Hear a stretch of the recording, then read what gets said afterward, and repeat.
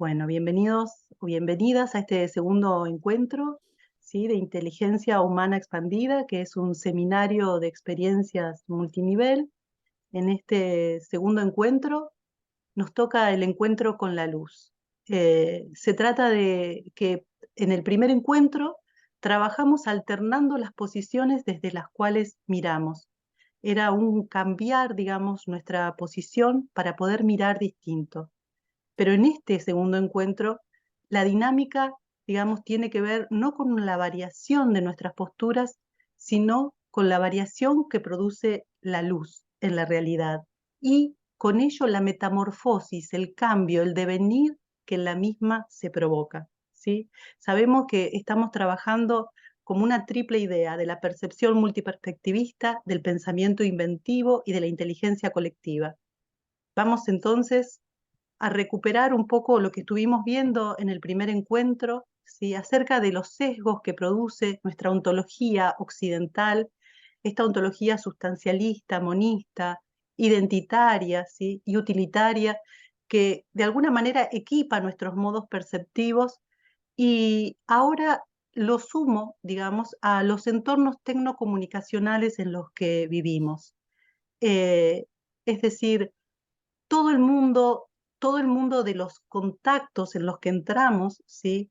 De las series, de las redes, del mundo del espectáculo, incluso del mundo de la política como espectáculo, muchas veces, de los deportes, ¿sí? En la constante interconexión de nuestros procesos perceptivos y mentales que aceleran de alguna manera la percepción, que cambian los focos atencionales todo el tiempo, pero que con lo mismo o por lo mismo aplanan los umbrales de la conciencia. Esto entonces se suma a los sesgos monistas o sustancialistas. Es nuestro estado, de alguna manera, extasiado, exaltado, excitado, ¿sí? Félix Guattari dice, nuestra subjetividad es en realidad la terminal, ¿sí? Conectada en interfase a todas esas, digamos, a todo ese mundo de flujos informacionales, ¿sí? Que aceleran nuestros procesos perceptivos, enloquecen nuestros focos atencionales y aplanan nuestra conciencia. Entonces, conectados o hiperconectados a esos entornos y desconectados a los propios entornos. Recuperamos un poco para pensar el tema de la atención, de la percepción, de la memoria y del pensamiento, ¿sí? Como las cuatro funciones que identifica Vygotsky sobre, digamos, cómo funciona nuestra mente. Lev Vygotsky separaba, digamos, los modos de funcionamiento de los procesos perceptivos, mentales en general, de dos modos, de un modo inferior y de un modo superior. Pero digamos más bien, para no pensar, porque él, digamos, desde su perspectiva evolucionista, asociaba de alguna manera los modos inferiores a la infancia y los modos superiores desde la adolescencia en adelante. Pero pensemos que estos dos modos siguen funcionando en nosotros, ¿sí? De alguna manera a lo largo de toda la vida y que a veces entramos en un modo inferior o involuntario, ¿sí? En los modos entonces mentales o las funciones mentales que trabajan de manera involuntaria, de repente nuestra atención, ¿sí? Se deja llevar por la intensidad de los estímulos externos. Es decir, no somos nosotros los que deliberadamente elegimos lo que atender, sino que de repente estímulos de acuerdo a su intensidad cooptan, captan, ¿sí? Atrapan nuestra atención y hace que dirijamos de alguna manera hacia esas noticias, ¿sí? Hacia esos rumores, por ejemplo, del espectáculo, hacia esos escándalos o a ciertas catástrofes que los medios repiten, repiten y repiten y atrapan, ¿sí? Nuestra atención y hace que nuestra percepción funcione también de una manera no categorial, es decir, percibimos confusamente. Nuestra memoria, de alguna manera, trabaja también como con fogonazos desconectadas, como si trabajara con residuos o restos, pero que no logra hilar. O sea, la información nos atraviesa, ¿sí? Pero no la podemos procesar. Entonces, el pensamiento que sigue a esa atención enloquecida, a esa percepción confusa, a esa memoria que no puede hilar muy bien, es un pensamiento fragmentario, incoherente e inconexo. En cambio, Vygotsky, digamos, en la época en la que vivió, ¿sí? Que es la época de la Revolución Rusa y de, en gran general de un montón de propuestas intelectuales que trataban de hacer que el ser humano fuera más consciente, ¿sí? De sus propios procesos, concibió que nuestra mente puede trabajar de modo superior, ¿sí? En procesos que son elegidos, o sea, procesos deliberados, en donde es el pensamiento el que media la atención, la percepción y la memoria, el que los organiza. Entonces, así como nuestra atención puede ser arrastrada, ¿sí? Por los flujos informacionales, si nosotros aprendemos a dominarla, nuestra atención elegirá los focos a los que quiere prestar atención. Nuestra percepción se volverá una percepción categorial, quiere decir que puede reconocer los fenómenos que está observando y que puede describirlos, categorizarlos, jerarquizarlos, ¿sí? Y nuestra memoria se volverá así, por lo tanto, una memoria elaborada, hilada, con sentido, con significado. Entonces, en los modos superiores, en el funcionamiento mental superior, según Vygotsky, pero nosotros digamos deliberado, consciente, existe la posibilidad de concentrarse, ¿sí? De establecer una cohesión, una coherencia y una sistematicidad en el pensamiento. El mundo entonces en el que vivimos, que es un mundo de la hipervelocidad y también de la hiperrealidad, en donde todos estos flujos informacionales generan como una realidad paralela con la que estamos conectados, ¿sí? Trabaja de alguna manera con mensajes cortos y rápidos que no permiten el pensamiento profundo, con la variación del foco de atención. Entonces nuestra mente es como que funcionara a saltos, a fogonazos, por intermitencias, y en nuestra, digamos, conciencia y en nuestra memoria quedaran restos fragmentarios e inertes. Entonces nuestra pregunta desde este lugar es cómo reconectarnos sensorialmente a nuestros entornos donde todo es, pero donde todo también está en una constante transformación, donde todo se transforma de diversas maneras y se está manifestando y en verdad a veces no lo vemos. Para eso necesitamos serenar los ritmos, para percibir quizá en un mismo foco durante un tiempo un objeto cualquiera, un ser, en un rincón cualquiera o en un paisaje, las sucesiones, las variaciones de eso que le sucede a lo que consideramos lo mismo desde nuestra lógica identitaria sustancialista. Eso que vemos como inerte, como algo que no tiene, digamos, ningún tipo de variación. Nosotros entonces estamos hoy en el segundo encuentro que intenta descubrir las metamorfosis de lo mismo por la variación de la luz. Estamos tratando entonces de crear nuevos modos perceptivos, atencionales, intelectuales, afectivos. Creemos, digamos, que la inteligencia no es algo dado, ¿sí? Que la inteligencia es algo que podemos ampliar, expandir. Entonces nos proponemos la creación, la recreación y si no también la recuperación de otros modos perceptivos y afectivos, quizá de otros tiempos, donde todo el medio asociado era más sereno, donde los tiempos eran más extensos, los ritmos más lentos. Pero un proceso de creación, y acá es donde trabajamos, digamos, con el pensamiento inventivo, requiere siempre de la indagación en otros dominios o en otros medios distintos. Es decir, no podemos recrearnos estando conectados con lo mismo.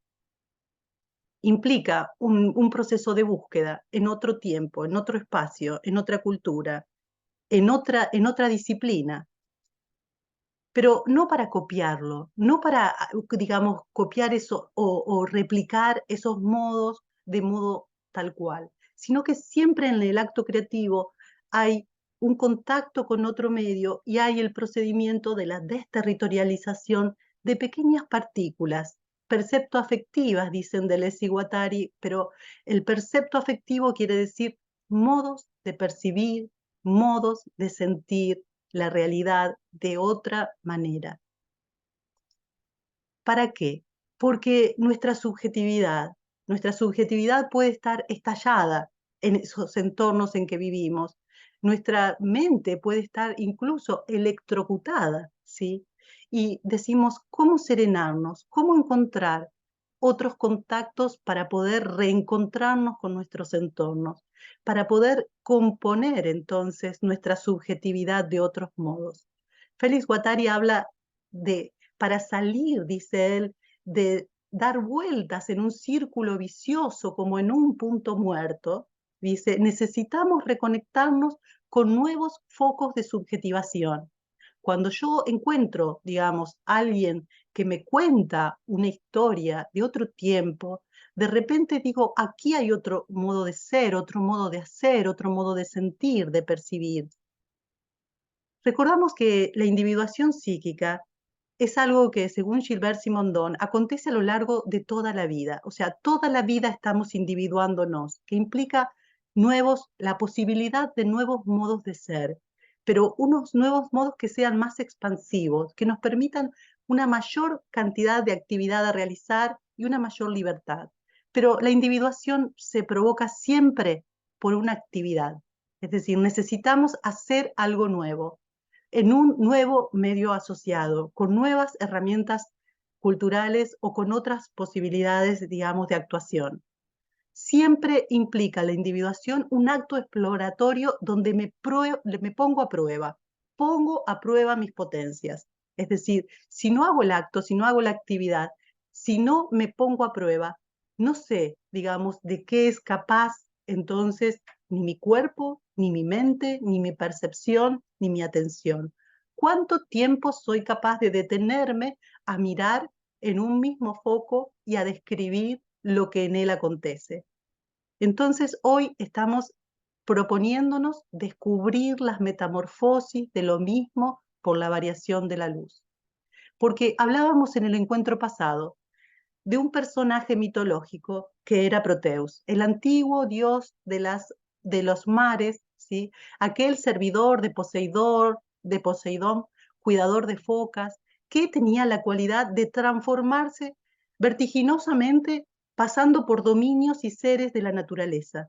Pero descubrimos en Proteus que era una metáfora en realidad, era una metáfora del mundo tal como las ciencias descubren que el mundo es hoy. Es decir, no el mundo del sustancialismo aristotélico, de ese mundo estable, sino el mundo en constante devenir, un mundo inestable, un mundo incierto, que requiere entonces que desarrollemos, no solamente en las escuelas, sino también como adultos, ¿sí? Una atención y una percepción expandida. Si no, el mundo, digamos, siempre nos va a angustiar, siempre nos va a atemorizar, porque estamos esperando que acontezca lo mismo. Y el mundo lo que nos va a ofrecer es la novedad inesperada.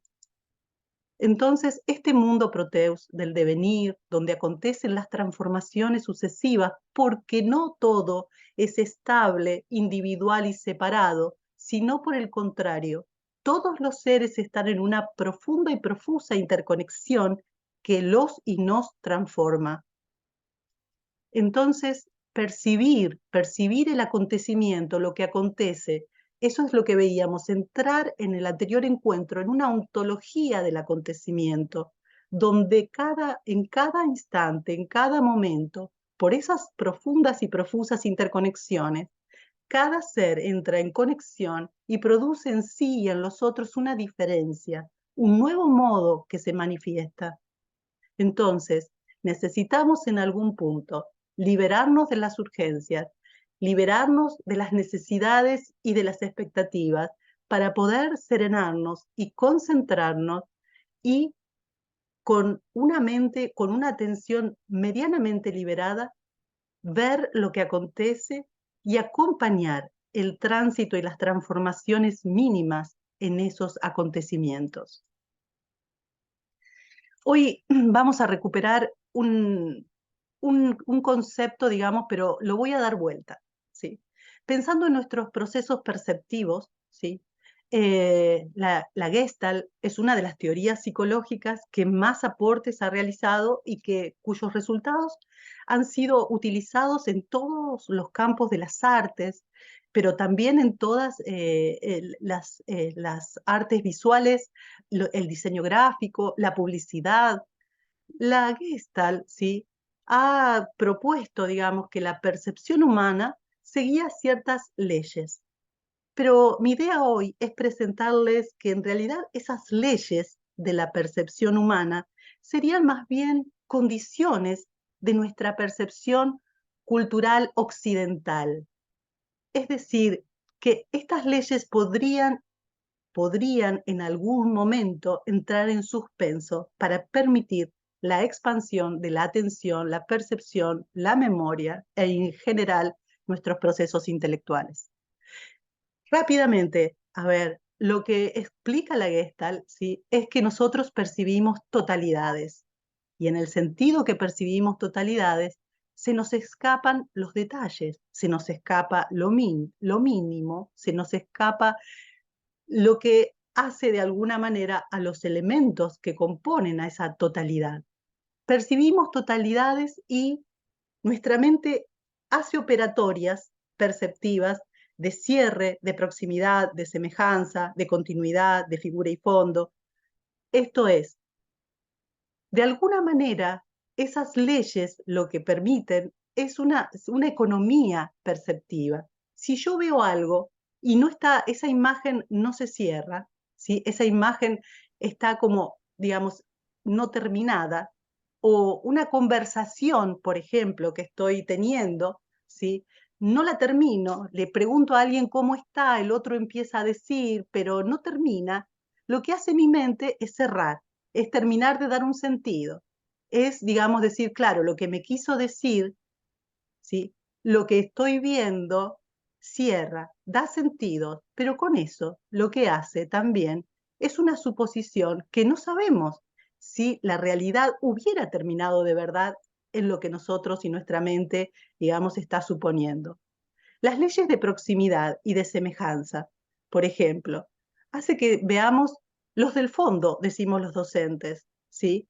Aquellos que se sientan atrás, es decir, que suponemos, ¿sí? Que se sentaron atrás porque no les interesa demasiado la clase, porque están pensando en copiarse, porque no quieren ser llamados para participar, porque...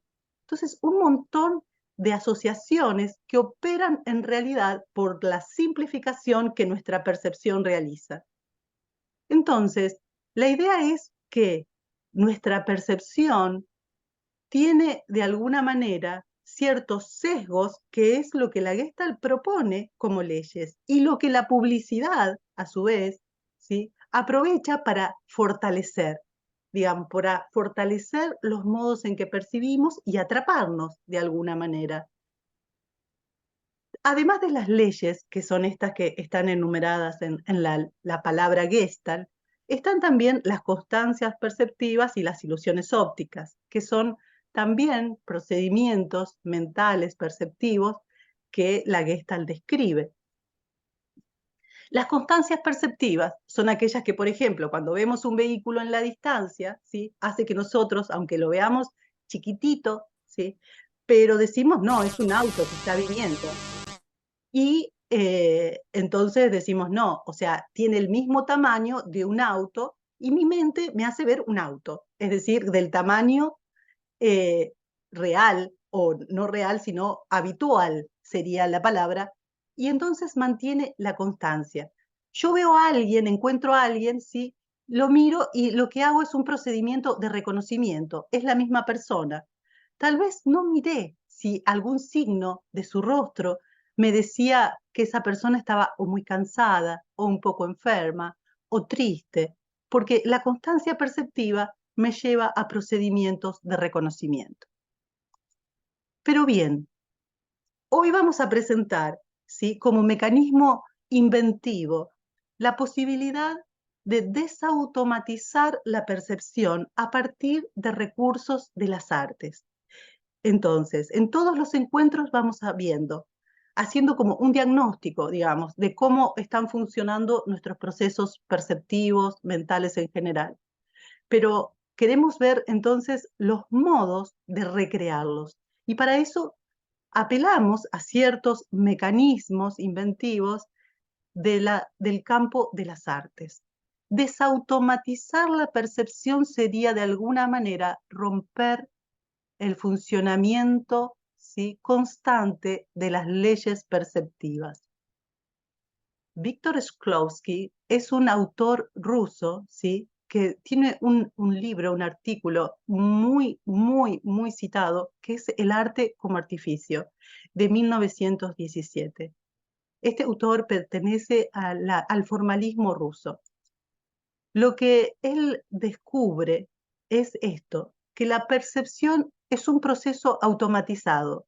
Entre paréntesis puse leyes. Lo que quiere decir es que las leyes de la Gestalt serían las que explican la automatización de nuestros procesos perceptivos. La percepción humana, entonces, opera siempre por una simplificación, pero como él es del campo de la literatura, reconoce, digamos, que esa simplificación se opera mediante el lenguaje. El lenguaje lo que hace es modelizar la realidad.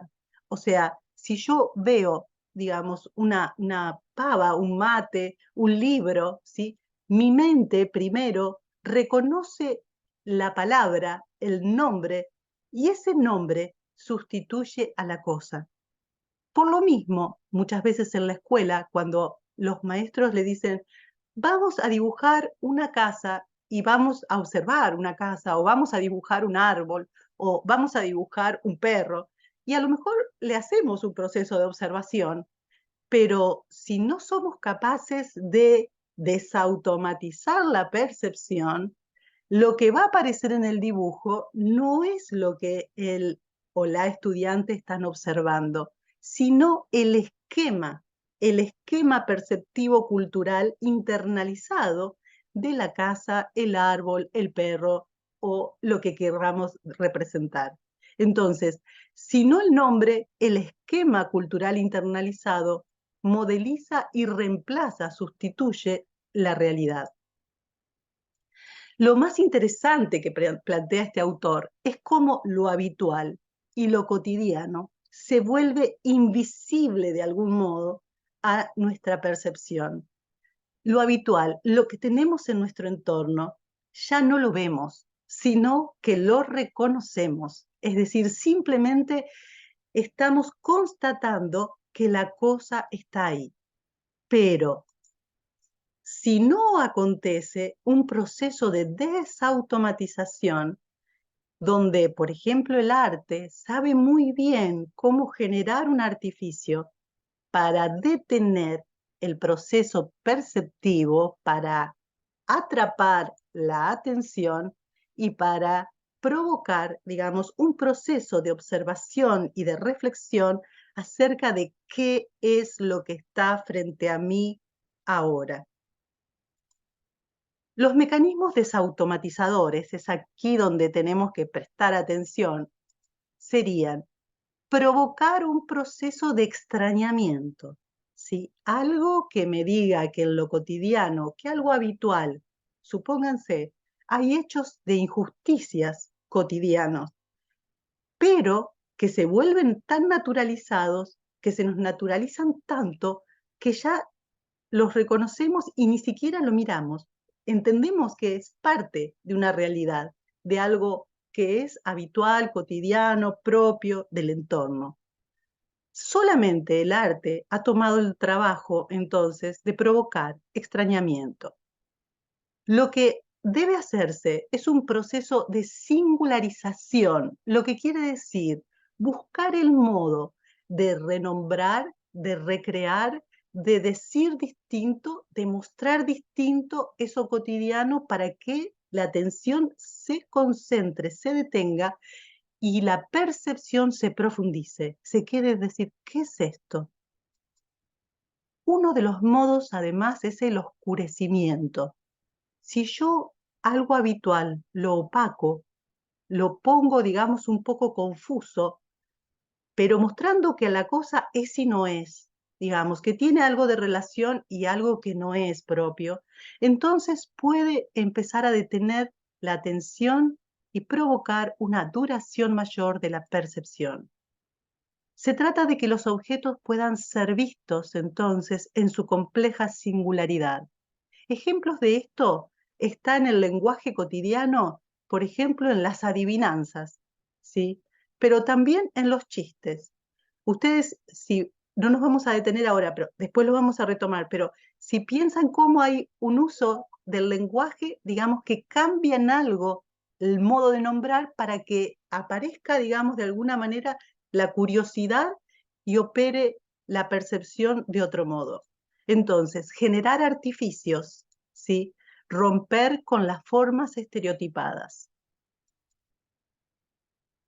El modo, digamos, de alguna manera, de percibir la metamorfosis de lo mismo por las variaciones de la luz va a ser uno de los mecanismos que vamos a utilizar en este encuentro, ¿sí? Para justamente detener la percepción, hacer concentrar la atención para descubrir, ¿sí? Cómo la luz, ¿sí? Nos hace descubrir lo que creíamos estable, lo individual, lo separado, ¿sí? Cómo bajo la iridiscencia de la luz, siempre lo separado entra en una danza plural, donde lo que es diverso empieza a conjugarse, a moverse, se superpone, se imbrica, se mezcla y establece tramas multiformes, donde hay distintas densidades y en esas densidades transformaciones.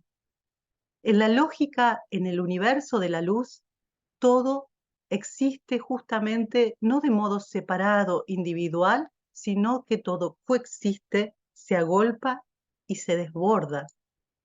Vamos entonces, como siempre, a trabajar un elemento mitológico, porque justamente la mitología, si algo produce, son procesos de extrañamiento.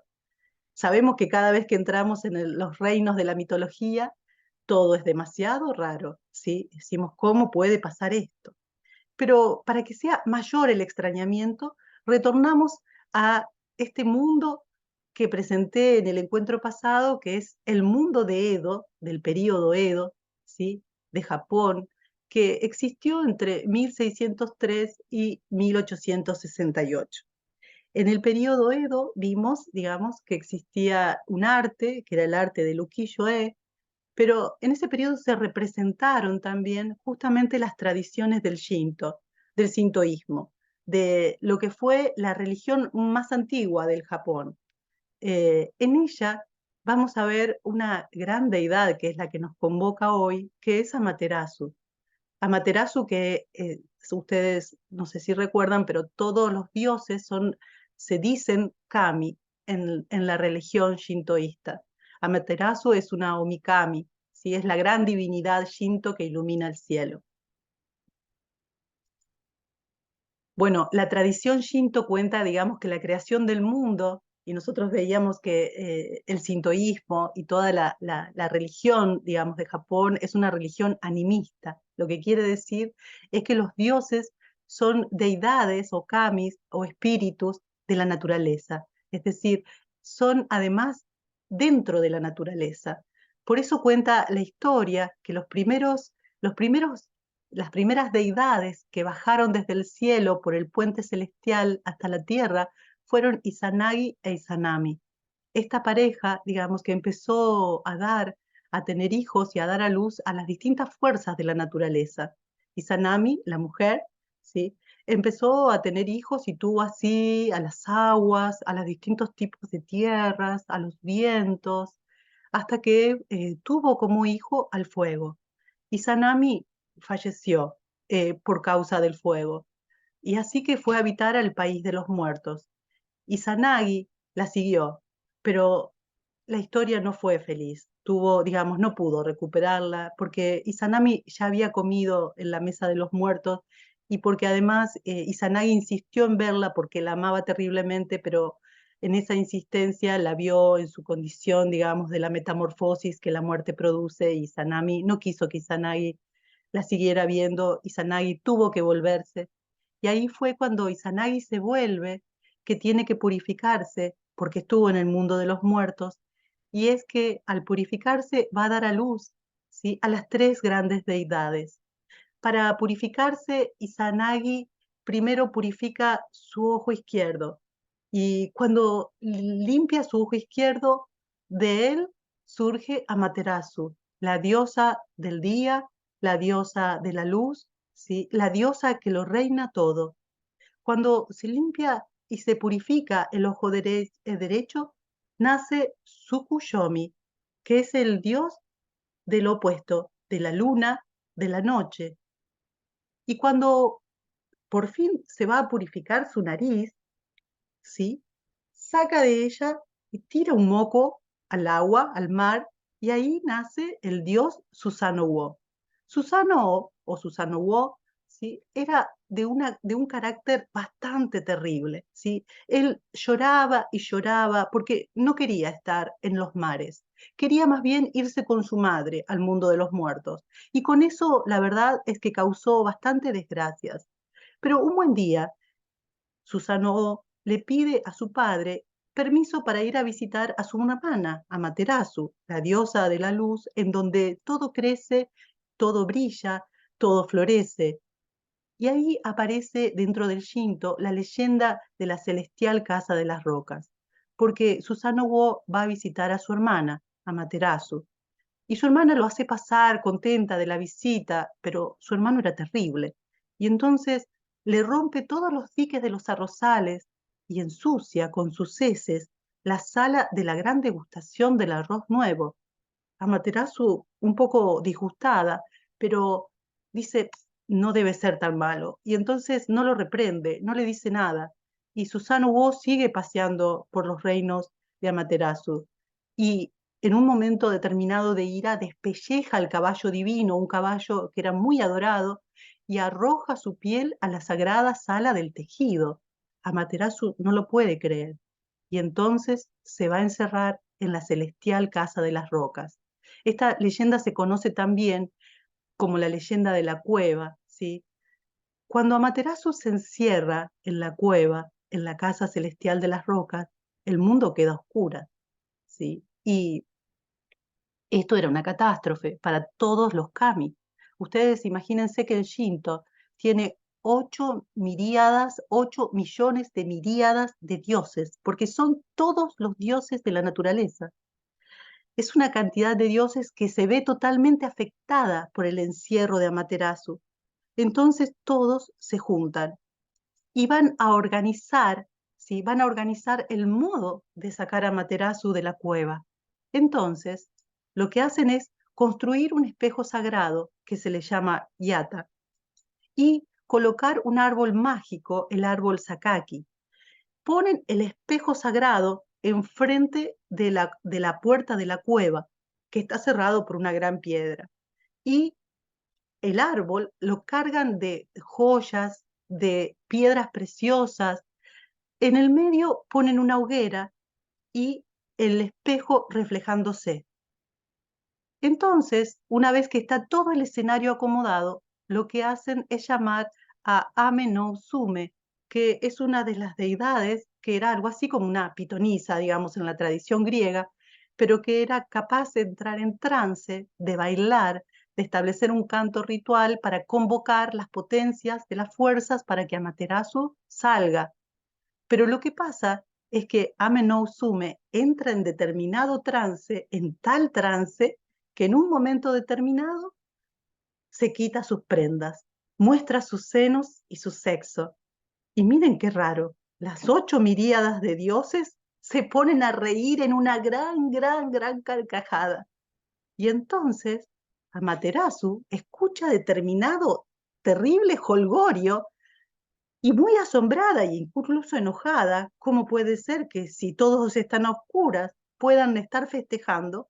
Sale, abre un poquito y dice, le pregunta a Ame no Usume qué es lo que pasa, y le dice que todos están felices. Y entonces ella se asoma y mira su luz refleja en el espejo, en las piedras preciosas, y dice, ¿quién más que yo está iluminando así? Y entonces sale, y una vez que sale, cierran la casa celestial de la roca para que ella nunca más vuelva a esconderse. Entonces, este mito, esta parte de la leyenda, nos habla acerca de cómo Amaterasu, la luz, hace en verdad lo visible y todo lo existente. De su incidencia dependen las formas, los colores, las sombras. Es que, digamos, ella tiene de alguna manera el gran poder de transformarlo todo, pero a veces no lo vemos. Artistas del siglo XIX, tales como Corot, Constable, Turner, y luego los impresionistas, trabajaron imperiosamente sobre sí mismos y sobre sus procesos perceptivos para romper los esquemas culturales de lo individual y lo separado, y captaron de ese modo las interacciones del mundo con la luz. Tenemos aquí entonces un cuadro, por ejemplo, de William Turner, El castillo de Carnarvon. Este es uno de los ejemplos en donde la luz cobra un protagonismo central. William Turner va a ser tanto por poder ver la luz en sí misma, más allá de las formas habituales, que en un momento determinado se va a hacer atar en el mástil de un barco para poder ver la luz en el medio de una tormenta. Y entonces esto inspira de alguna manera a los artistas de todo el siglo XIX a que empiecen a mirar las impresiones de la luz. Se trata para ellos de captar ese acontecimiento, que es el encuentro fugaz y singular que hay, que se produce, singular y nunca más repetido, del encuentro de un rostro, un paisaje, un objeto con la luz. Nos proponemos ver lo que acontece en cada trama que se configura y cambia, en la serie sucesiva de aconteceres que produce la variación de la luz, la metamorfosis de lo que veíamos desde nuestros esquemas perceptivos culturales como ser idéntico. Aprender que nada es una unidad idéntica a sí misma, sino más bien una unidad transductiva. Quiere decir que deviene, se transforma y muestra una diferencia. Todo está en esa transducción permanente. Y ver en este caso entonces un proceso de individuación, de singularización, como decíamos en el encuentro pasado, la individuación de un clima y en este caso de las horas de un día. Claude Monet va a ser hoy nuestro artista inspirador para ver cuánto puede la percepción captar la metamorfosis de la variación de lo mismo. Claude Monet, que vivió entre 1840 y 1926, fue un apasionado por los efectos de la luz. Corrió tras las huellas de William Turner, pero Monet coleccionaba y puede verse aún en su casa de Giverny, en la casa donde está el estanque de los nenúfares, en Francia, puede verse en su comedor las estampas de Ukiyo-e, es decir, las estampas de Hiroshige, de Okusai y del Camino del Tokaido, donde se retratan, por ejemplo, las 36 vistas del Monte Fuji. De allí tal vez se inspiró Monet para crear las series. Otros dicen que no, que las series surgieron de su desesperación por seguir la transformación minuto a minuto, instante a instante que la luz provocaba en los distintos paisajes que él retrataba. Pero lo hizo, Monet no tomó, digamos, la alternativa de Okusai, de alternar las posiciones desde las cuales miraba, sino que va a estar en un punto fijo, porque lo que se mueve es la luz y el tiempo. Claude Monet, desde el año 1900, empezó a viajar recurrentemente a Inglaterra y, sobre todo, alquilaba una habitación en el quinto piso del Hotel Savoy, frente al río Támesis, porque le permitía ver el Parlamento el Charing Cross y el puente de Waterloo. Lo que va ahí a precisar, digamos, es la variación de la luz solar y los reflejos que la misma produce en el río y en las cosas. Tenemos entonces la luz que se mueve y lo transforma todo, los colores de un día, las formas, las sombras, las distintas, conjunciones de colores que la atmósfera provoca en contacto con el río, en el atardecer, por el efecto de la luz solar. Fíjense la fantasmagoría que muchas veces provoca. Pero si nosotros viéramos desde el quinto piso del Hotel Savoy el Parlamento, quizá nuestros esquemas perceptivos nos harían ver siempre lo mismo. Lo que estos pintores empezaron a ver es lo que nosotros concebimos como la nada. Entre nosotros y los objetos está el aire, pero no buscamos ver el aire, la atmósfera y los contactos de la atmósfera con la luz solar. Y ellos, en cambio, se detuvieron en lo que nadie mira, lo que está y parece ser la nada misma. Allí entonces descubrieron los tornasolados, las sombras, las contaminaciones, las superposiciones, los reflejos, todo lo que configura la realidad cotidiana y habitualmente no vemos. En el recurso de la pintura, entonces, fíjense por el efecto de la niebla, ¿sí? Se va logrando extrañarnos, oscureciendo lo que habitualmente vemos como claro, pero que en realidad acontece por un proceso de simplificación perceptiva que nos hace ver lo mismo, donde en realidad hay algo que es una nueva maravilla a cada instante. La luz del invierno es distinta de la del verano. ¿Alguna vez lo pensamos? Nos preguntamos, por ejemplo, ¿qué color tiene este día? Un atardecer, otro atardecer, no es igual que el primero. Un atardecer, el sol enciende e incendia el paisaje, y en otro quizás está como aplacado, sereno. ¿Sí? Fíjense, fíjense la diferencia que hay entre un sol que lo invade todo y un sol lejanito y tímido, como se presenta en esta otra imagen de 1904. Acá está en el Gran Canal de Venecia. Pasan las horas, el sol se modifica y hay una gran transformación en el paisaje. Miren, miren las aguas, miren los colores, miren, desapareció la escalinata de repente. Fíjense, todo se borra, todo queda neblinoso.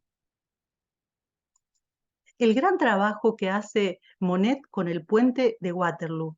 Aquí, fíjense, yo voy a ir pasando las imágenes y fíjense el punto inmóvil en el que está el pintor. Él no se mueve, pero todo se transforma. Por eso decía, no es como Kusai que camina por y recorre el camino del Tokaido. No, no, él está siempre quieto en la misma habitación.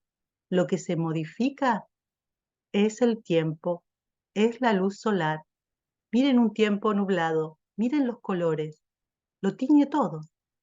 Fíjense en este otro tiempo nublado. Quizá lluvioso, quizá comenzó la llovizna. Miren los destellos, fíjense, digamos, en las arcadas bajo el puente. La luz se esconde, parecería que aparece, que está mostrándose siempre diversa. Fíjense acá, en cambio, en los efectos de la luz solar. El puente se robó todo el amarillo. Fíjense que el amarillo se desborda del puente y cae sobre las aguas y allí se dispersa. Lo que creemos separado, individual, no es así. Está todo unido. Esto lo descubren los pintores cuando dejan de ver los objetos estables, separados, individuales. Lo descubrió Cézanne cuando vio en la montaña Santa Victoria que en realidad todo era una gran continuidad, en donde mejor que formas, como vemos, plantas, rocas, él dice, todo está conformado por una estructura geométrica. Todos son cubos, conos, esferas. que se comunican entre sí. El puente de Waterloo ahora también en su amarillo. Pero fíjense lo que pasa, no siempre, no siempre, el mediodía y la luz solar hace ver a los objetos más nítidos. A veces lo borra todo. Es decir, nos preguntamos a veces, alguna vez, ¿cuándo vemos mejor? Si lo vemos mejor al día en un día soleado de verano, o en un día de invierno, o en un día nublado. ¿Cuál es en nuestro contexto? Porque esto es en Londres, y estos efectos lumínicos se logran en cada singularidad, en cada espacio geográfico de modo diverso. Preguntamos cómo incide la luz del sol y cómo tiñe y da color a cada día y transforma las formas. Efecto de la niebla. Le ha encantado jugar con la niebla en Londres, hasta volverse el padre del movimiento abstracto. Fíjense, desaparece todo. Solo la luz solar y la niebla hicieron desaparecer a Londres. Las fábricas no están más. Todo, solo queda ahí, en una partecita, la arcada del puente y una nave, y otra nave que se ve allá tal vez en el reflejo solar. Miren esto es un amanecer. ¿Alguna vez vieron un amanecer y se detuvieron a ver el color del amanecer cerca de un río? Todo de verde, el color absolutamente transformado. Esto es un atardecer, atardeceres, amaneceres, fantasmagorías en rosas, en verdes. Y aquí el efecto de la luz solar que a la tardecita, ¿sí?, se queda como oculta, como aferrándose en una pequeña porción del paisaje. Y otro tipo de paisaje donde la luz también se aferra en el río Támesis y ya va a desvanecerse. Así, entonces, nuestro ejercicio de hoy consiste en observar, ¿sí?, cómo, cómo la luz provoca la metamorfosis de todo. Traigo una última anécdota de un gran fotógrafo, ¿sí?, el fotógrafo de las películas de Ingmar Bergman, que tiene un libro que se llama Culto a la Luz, que está disponible en internet, que es una compilación de una serie de entrevistas que Sven Nykvist da a, digamos, a varios reporteros, y donde va recreando, digamos, la historia de su vida, pero también cuenta cómo fue Ingmar Bergman quien le enseñó a sentir veneración por la luz, es decir, esta idea de un culto a la luz, porque es Amaterasu en la tradición japonesa. Fíjense que una deidad femenina, cuando el sol en todas las otras culturas es representado por una deidad masculina, y en Japón es Amaterasu, una mujer, la que hace visible todo, y en general, y más profundamente incluso, la que da existencia a eso visible. Cuentan una anécdota, Sven Nykvist, que Ingmar Bergman quería retratar un paisaje especial de una montaña a la salida del sol para su película El silencio. Con esa imagen va a empezar la película, va a haber un niño que va a estar mirando por el tren, ¿sí?, que va con su mamá y con su tía, y ese niño tiene una mirada pura y busca ver. Pero Ingmar Bergman había encontrado eso una vez, lo había visto en un instante, y le pide a Sven Nykvist que le busque esa montaña a la salida del sol. Él no puede porque está trabajando a la par de Bergman, y manda a otro fotógrafo genial como él, que le lleva semanas encontrar a la montaña a la salida del sol. Es que es la luz la que hace eso, y eso que es en un instante y desaparece. La propuesta, esto es de Bergman, dice él, Bergman quería ver la magia de la luz, luz suave, peligrosa, onírica, viva, muerta, clara, brumosa, repentina, oscura, primaveral, cálida, violenta, fría, vertical, lineal, oblicua, sensual, domeñada, limitadora, serena, venenosa. La luz también, constantemente en transformación. Entonces, nos proponemos en este ejercicio agudizar nuestra atención e incrementar la duración del proceso de la percepción, admirar las cosas que nos acompañan día tras día, silenciosas e inmóviles. Varía la luz, su ángulo de incidencia y se provocan una serie de metamorfosis de cualquier ser u objeto que observemos. La variación de las horas y las luces del día, las sombras, los colores, las formas, las proporciones, los contrastes, todo eso se nos vuelve invisible. Entonces, el ejercicio consiste en seleccionar un lugar, un objeto, una planta, algo que no pueda desplazarse por sus medios y que sea afectado por la luminosidad solar.